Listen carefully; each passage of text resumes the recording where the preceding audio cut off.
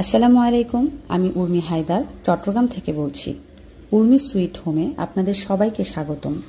কাছে এবং দূরে, দেশ এবং দেশের বাহিরে যে যেখান থেকে আমার ভিডিও দেখছেন, আশা করি আল্লাহর রহমতে আপনারা সবাই ভালো আছেন। আমরাও আলহামদুলিল্লাহ ভালো আছি। যুগের সাথে তাল মিলিয়ে চলতে গেলে আমাদের নতুন নতুন অনেক জিনিসের কেনার প্রয়োজন হয়, কিন্তু কিছু কিছু পুরনো জিনিসের প্রতি আমাদের থেকে যায় স্মৃতি ও মায়া মহব্বত। আমার ডাইনিংয়ের নিউ লুক দেওয়ার জন্য ডাইনিং রুমের কালারের সাথে ম্যাচ করে আমি একটি রানার সেট কিনেছি। আর রানার সেটটি এখানে সেট করার জন্য আমি ডাইনিং টেবিলটা পরিষ্কার করে নিচ্ছি। তবে আমার আগে প্রথমে যেই রানার সেটটা ছিল সেটা আমার শাশুড়ি অনেক যত্ন করে ভালোবাসা দিয়ে নিজ হাতে সেলাই করে দিয়েছে। যখন প্রথম আমার ডাইনিং টেবিলটা নিয়ে আসি তখন কোনো প্রকার রানার সেট ছিল না। আমি শুধুমাত্র চেয়ারের কাভারগুলো বানিয়েছিলাম, আর চেয়ারের কাভারের কালারের সাথে ম্যাচ করেই আমার শাশুড়ি আমাকে নিজ হাতে সেলাই করে দিয়েছিল ওই রানার সেটটা। তবে এখন ডাইনিংয়ের নিউ লুকের জন্য আমার রানার সেটটা তুলে ফেলতে হয়েছে। তবে এটা আমি খুব যত্ন করে রেখে দিয়েছি, কারণ এই রানার সেটের সাথে আমার ভালোবাসা এবং স্মৃতি জড়িয়ে আছে। কিছু কিছু পুরনো জিনিস আমরা সবসময় নিজেদের কাছে রেখে দিতে চাই, কারণ সেই পুরনো জিনিসের মধ্যে আমাদের অনেক স্মৃতি জড়িয়ে থাকে, যার কারণে আমরা কখনোই এই পুরনো জিনিসকে হাতছাড়া করতে চাই না। ঠিক তেমনি আমিও আমার পুরনো জিনিসটা যত্ন করে রেখে দিয়েছি। আর এই তো নতুন রানার সেট এখানে সেট করে নিচ্ছি। এখানে রানার সেটে 7 পিস ছিল, যদিও আমার এখানে সেট হচ্ছিল না, আমি তাই এখানে 5 পিস সেট দিয়ে নিয়েছি।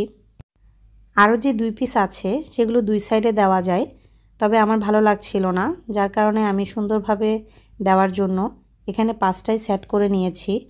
আর এখানে উপরে রানার সেট যেন খুব বেশি ময়লা না হয়ে যায়, তাই আমি একটা ক্লথ পেতে নিলাম। আপনাদের কাছে রানার সেটটা কেমন লেগেছে সেটা আমাকে কমেন্টে অবশ্যই জানাবেন।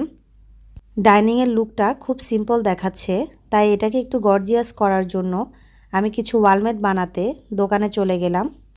চট্টগ্রাম আগ্রাবাদ লাকি প্লাজা মার্কেটের 3য় তলায় চলে গেলাম, আর এখানে ওয়ালমেটের দোকান আছে।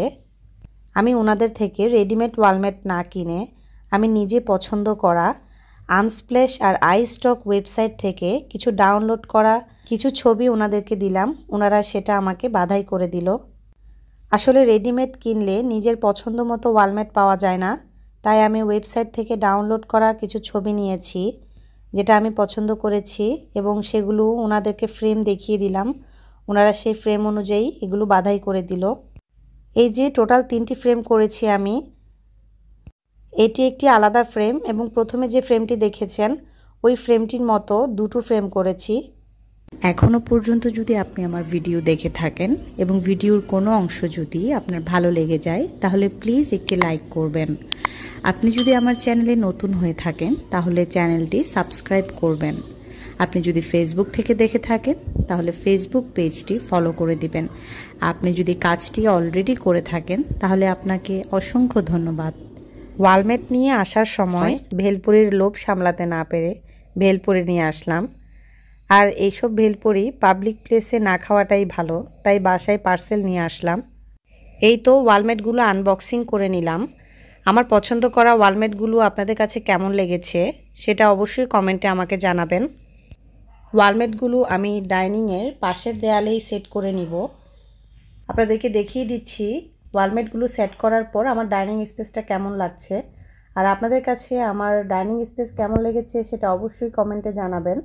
আজকে এখানে বিদায় নিয়ে নিচ্ছি। সবাই ভালো থাকবেন, সুস্থ থাকবেন। আল্লাহ হাফেজ। আসসালামু আলাইকুম।